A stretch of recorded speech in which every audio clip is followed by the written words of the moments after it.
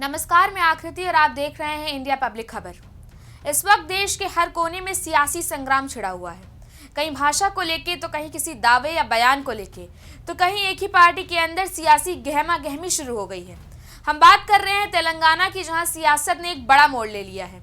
BRS party ने MLC के कविता को पार्टी विरोधी गतिविधियों के आरोप में पार्टी से निलंबित कर दिया है। लेकिन इस बीच सबसे हैरानी की बात तो ये है कि एमएलसी कविता को उनके ही पिता ने पार्टी से बाहर का रास्ता दिखा दिया है। क्या ये कोई सियासी पैंतरा है? आखिर ऐसा क्या हो गया कि केसीआर को अपनी ही बेटी के खिलाफ जाना पड़ गया? आखिर क्यों उन्होंने अपनी ही बेटी को पार्टी से बाहर का रास्ता दिखा दिया? चलिए जानते हैं ये पूरा मसला विस्तार से। दरअसल तेलंगाना की पार्टी भारत राष्ट्र समिति बीआरएस ने अपनी एमएलसी और पूर्व मुख्यमंत्री के चंद्रशेखर राव केसीआर की बेटी के कविता को पार्टी से निलंबित कर दिया है। बीआरएस ने कहा कि हाल ही के दिनों में कविता के व्यवहार और उनकी गतिविधियां पार्टी के हितों के खिलाफ रही हैं। उन पर पार्टी विरोधी गतिविधियों में शामिल होने और संगठन को नुकसान पहुंचाने का भी आरोप लगाया गया है। बीआरएस ने कहा है कि पार्टी अध्यक्ष चंद्रशेखर राव ने एमएलसी कविता को तत्काल प्रभाव से निलंबित करने का फैसला लिया है। कविता को पार्टी से ऐसे समय में निकाला गया है जब बीआरएस पहले से ही अंदरूनी चुनौतियों का सामना कर रही है। आपको बता दें कि निलंबित होने से एक दिन पहले ही कविता ने पार्टी के भीतर तूफान खड़ा कर दिया था, जब उन्होंने अपनी ही पार्टी के नेताओं पर केसीआर की छवि को नुकसान पहुंचाने का आरोप लगाया था। उन्होंने वरिष्ठ नेता टी हरीश राव और पूर्व सांसद मेघा कृष्ण रेड्डी पर उनके पिता पर भ्रष्टाचार का ठप्पा लगाने का आरोप लगाया था और दावा किया था कि हरीश राव और संतोष कुमार ने उन्हें हाशिए पर धकेलने की साजिश रची है। 22 अगस्त को कविता जब विदेश में थी, तब उन्हें अचानक तेलंगाना बोक्को खानी कार्मिका संघम टीबीजीकेएस की मानद अध्यक्ष पद से हटा दिया गया था। उन्होंने इसे एक साजिश बताते हुए इस कदम को राजनीतिक चाल करार दिया था। कविता ने यह आरोप लगाया था कि टीबीजेकेएस के लिए चुनाव उनकी बिना जानकारी के पार्टी दफ्तर में हुआ और ये श्रम कानूनों का उल्लंघन भी हो सकता है।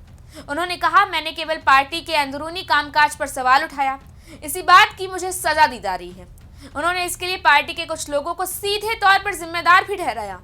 यही नहीं, उनका कहना है कि बीआरएस की बैठक के बाद जो पत्र उन्होंने अपने पिता और पार्टी अध्यक्ष को लिखा था, उसका लीक होना उनके खिलाफ माहौल बनने की वजह बना। पत्र में कविता ने लिखा था, आपने केवल 2 मिनट बोला और उसी से कुछ लोग ये अटकलबाजी करने लगे कि भविष्य में भाजपा से गठबंधन होगा।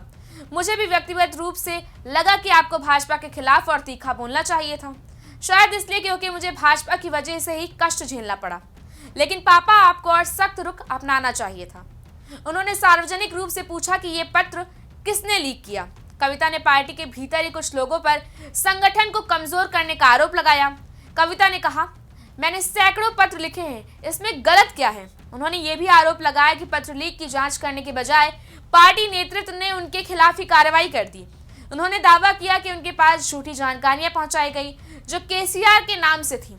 यही नहीं, उन्होंने चेतावनी भी दी कि बीआरएस को भाजपा में मिलाने की कोशिशें हो रही हैं, जिसका उन्होंने जेल में रहते हुए भी विरोध किया था। बाप बेटी की इस तकरार के बाद देश भर में अब इस पूरे मुद्दे को लेकर सियासत गर्मा गई है।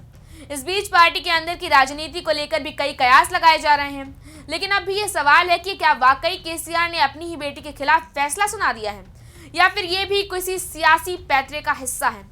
खैर, ये तो वक्त ही बताएगा। तब तक के लिए आप अपने विचार हमें कमेंट सेक्शन में ज़रूर बताएं। वीडियो को लाइक करें, शेयर करें, चैनल को सब्सक्राइब करें। शुक्रिया।